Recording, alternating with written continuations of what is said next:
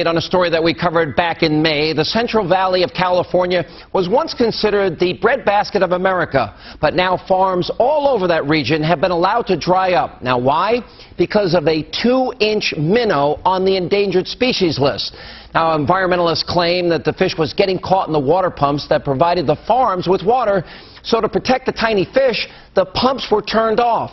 And farmers, well, they were left high and dry, and entire communities are now feeling the impact. Some towns in the area are now facing unemployment rates of up to 40%, and many residents are now forced to visit food banks. But the people of that great area, they've had enough, and they are speaking out tonight. And joining me live from California is Congressman Devin Nunes and comedian and activist Paul Rodriguez.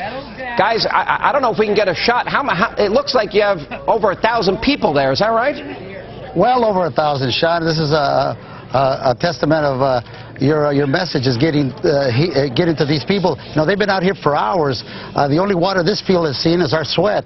But it's more than we've gotten from the government. Yeah, well, look, Paul, we've had you on about this before. I want you to tell the entire story because it's almost unfathomable. Literally, farms are drying up. People don't believe it. Go ahead, tell everybody. Well, the problem with this is that the environmental laws, they're not flexible at all. The very judge that pushed this order that cut off the water said that there was no swivel room to make accommodations for human beings. You know, this fish apparently takes high priority. All the water has been held back, and we're left with nothing but right here where we're at. This used to be an almond orchard. We grew some of the sweetest almonds ever. Now it's firewood. Do you want some? Nobody believes it. How I got involved is because my mom is from here. Literally, these farmers, their farms are now dried up. There's no water. There's no production. People are losing their job. How many people are out of work there? Well, you know, the system varies, but a lot of people here aren't working. That's why we're here. You know, we're here to show America this is our own town hall meeting here, Sean. This is, you know, we're so wrapped up in this issue, we don't have time to worry about health care because everything around us is dead. Our way of life is dying here. We really, we've tried to have the administration come to see about us. We haven't heard. They send the Secretary of the Interior here. He gave us some nice lip service and said, oh, we're going to do this, we're going to do that. But at the end of the thing, we didn't get no water. Our fields are drying out. Something has to be done. Now, Congressman, first, Paul, you were an Obama supporter. Yes, absolutely. Like everybody else, we wanted change. We didn't think it was be this kind of change, but you know, he kept his promise. We got change. All right, but where are you now? I heard you want to call Fresno County an Obama country, or?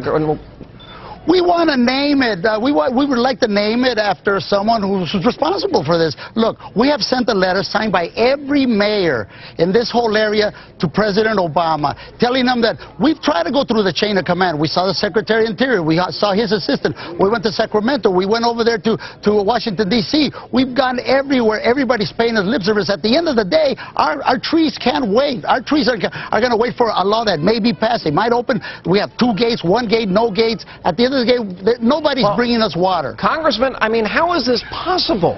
I mean, this isn't an endangered. This is Go ahead. It's unbelievable, Sean. We tried on the House floor this summer about 5 or 6 different times, and we only got a handful of Democrat votes every time. We tried to pass something, and look, Nancy Pelosi is the Speaker of the House. She's from California. We have over 10% unemployment in California.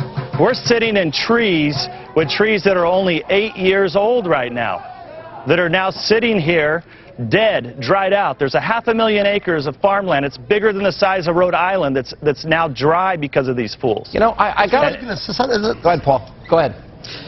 You know, the loser here is the American people. Because when we live in the most fertile valley on this planet, everything you put on the ground here grows. Yet you're going to eventually, by next spring, you're going to get your vegetables from China. And I understand they make great baby milk formula. So, you know. And Sean, let me add something on this. This is, you know, in China, in India, and Brazil, they're building water infrastructure projects.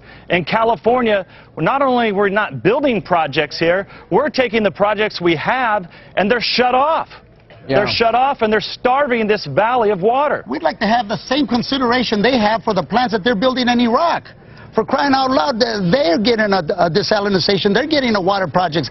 Here in this valley, look, we have no other recourse, but we want to thank you a lot, Sean, because nobody else has pointed their eye on this problem. To us, there's a lot of the problems. We understand that the president has serious problems, you know, with health care and all these other things. But to us, this is our livelihood. We don't know anything. All you got to do is turn the pumps on. Listen, I want everybody. I don't know if anybody can hear me out there, guys, but I want to say this to the crowd. You know what?